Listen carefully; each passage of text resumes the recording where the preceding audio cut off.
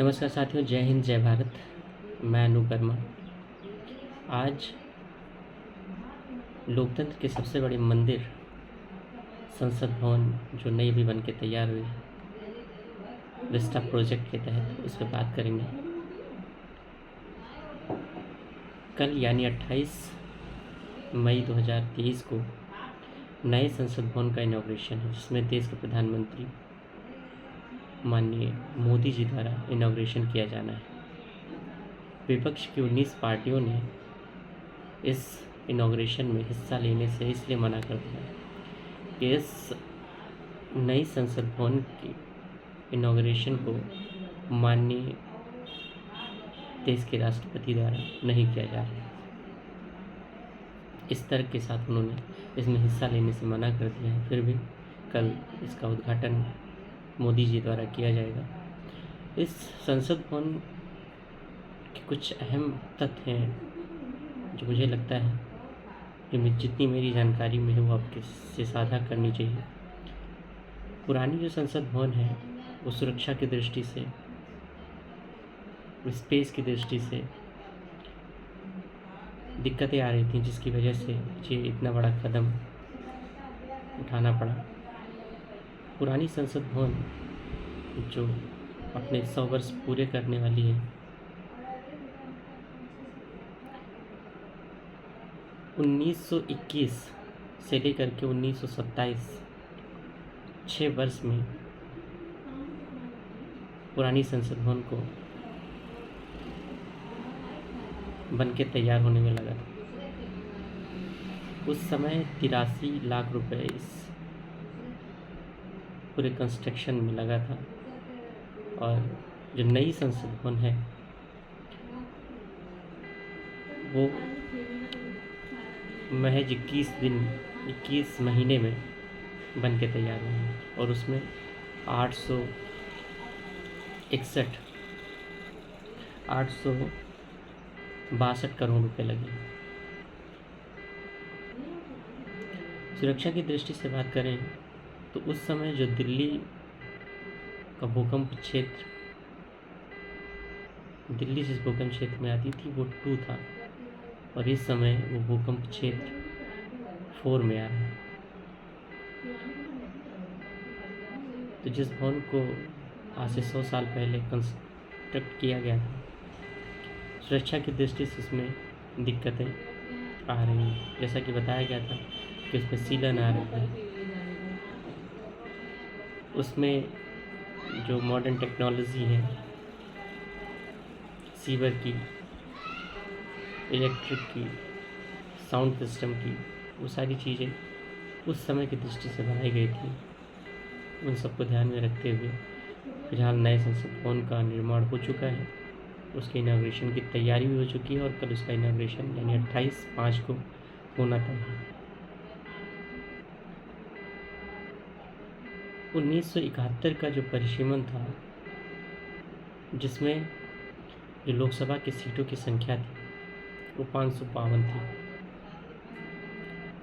राज्यसभा की जो सीटों की संख्या थी वो 250 थी। आज जब 2026 तक अभी परिसीमन स्थित रहेगा, उसके बाद से जब नई परिसीमन होगी, सीटें बढ़ेंगी, तो दिक्कतें और आनी तय हैं। इन सब चीज़ों को ध्यान में रखते हुए उसकी कैपेसिटी बढ़ाई गई नए संसद भवन की, और उसमें बैठने की व्यवस्था जो सांसदों की गई वो बढ़ा दी गई। नए संसद भवन में जो इस समय लोकसभा के सदस्यों की बैठने की संख्या है वो 888 सांसद उसमें बैठ सकते हैं। और राज्यसभा में पहले जो सीटें थी वो 250 थी और अब उसको बढ़ा करके 384 कर दिया गया है। मतलब उसमें 384 राज्यसभा के सांसद बैठ सकते हैं। लोकसभा के सांसद 888 और राज्यसभा के सांसद 384। इसको जो इनकी जो संयुक्त बैठक होगी, जब संयुक्त बैठक होती है तो इसमें राज्यसभा के और लोकसभा के दोनों सदस्य साथ में बैठते हैं। तो जब राज्यसभा और लोकसभा के साथ में बैठेंगे तो उसमें सीटें बढ़ेंगी उसमें सांसदों की संख्या ज़्यादा हो जाएंगी और इस दृष्टि से जो कैपेसिटी बनाई गई है बैठने की वो 1272 एक साथ सांसद उसमें बैठ सकते हैं। जो क्षेत्रफल की बात की जाए तो जो पुराना क्षेत्रफल है संसद भवन की वो 64,500 मीटर स्क्वायर है और जो नया संसद भवन बन के तैयार है उसका जो एरिया है वो 17,000 मीटर स्क्वायर है। ब्रिटिश वास्तुकार जो थे, जो आर्किटेक्ट थे, सर एडविन लुटियंस और एडवर्ड वेकर ने इस हाउस को, पार्लियामेंट हाउस को, -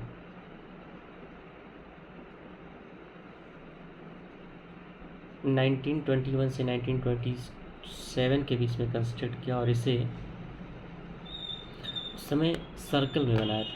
इसका जो डिज़ाइन है बाहर से आपको देखेंगे तो ये एक गोलानुमा है जिसे हम सर्कल कह सकते हैं। जो नया अपना बन के तैयार हुआ है वो त्रिभुजाकार जिसे हम ट्रायंगल के रूप में कहते हैं। 1947 में जब देश आज़ाद हुआ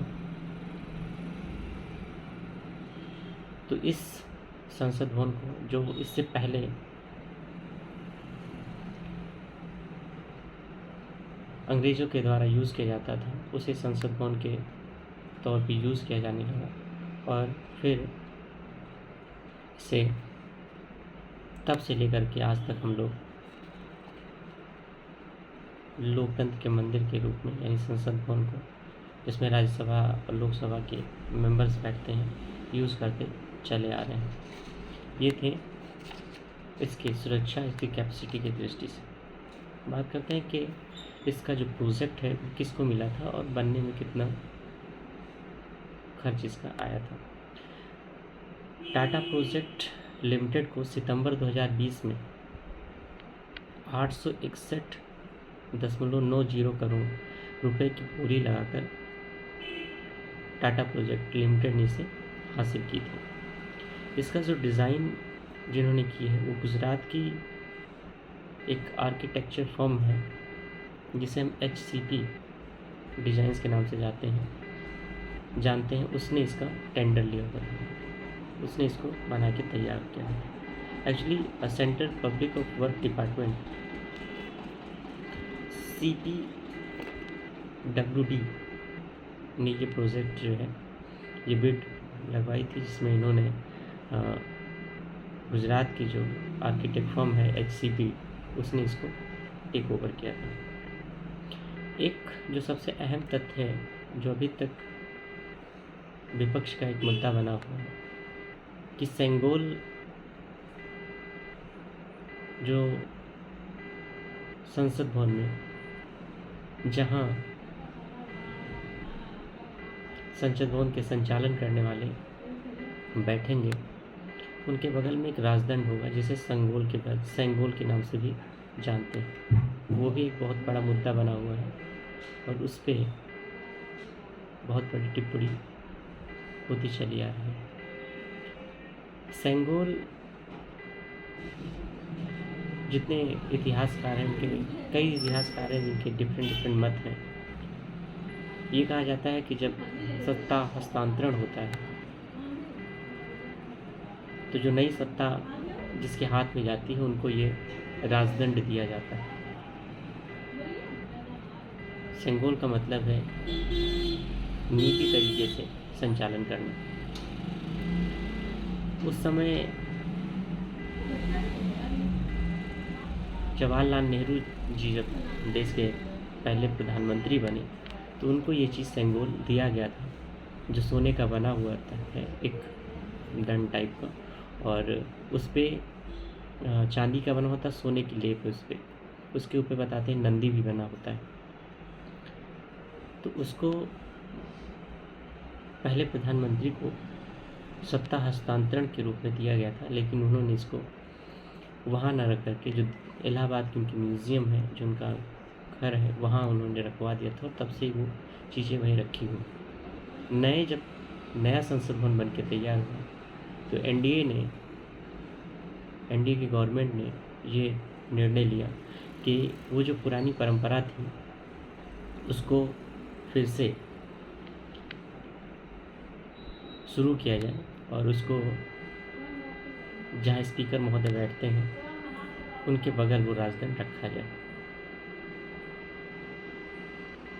तो सत्ता हस्तांतरण से पहले क्या था कि जब नए राजा कोई बनता था तो उस नए राजा को उस राज्य को चलाने के लिए एक दंड दिया जाता था, और वो दंड इसलिए दिया जाता था कि आप जिस राज्य के राजा हैं उसको सही तरीके से चलाने की आपकी